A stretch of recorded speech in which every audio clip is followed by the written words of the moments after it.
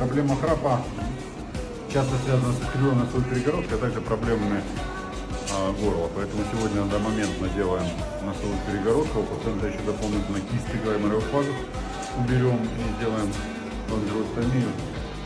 Здесь как раз пример перегородка. Казалось бы, немножко искривлена, но отек настолько сильный, что не дает пациенту нормально дышать. А вот так должно быть теоретически такое пространство. Поэтому покажем результаты.